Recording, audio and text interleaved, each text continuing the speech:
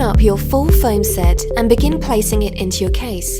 A full foam set comprises of lid foam, base foam, and one or more layers of Pick N Pluck Foam. Firstly, lay out all the kit you want the case to house on top of the foam. Allow room for sufficient foam around the perimeter and between items to cushion effectively. A 1 cube wide wall is the absolute minimum between items.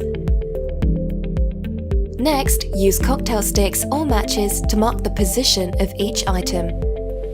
Alternatively, you can use chalk, which will easily rub off later. Once this is done, remove your items, leaving only the outlines made by your matchsticks. Now it's time to begin removing cubes. Simply push them out where necessary on your top layer of foam using your matches or cocktail sticks as your guide.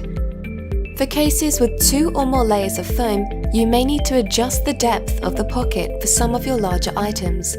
Once you have pulled out the top layer of foam, use the matchstick technique again to ensure you will be plucking the right area for any of your larger items.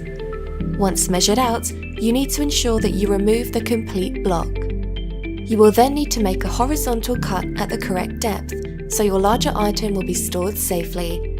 Once cut, place back in cut side down and put any other foam back in place.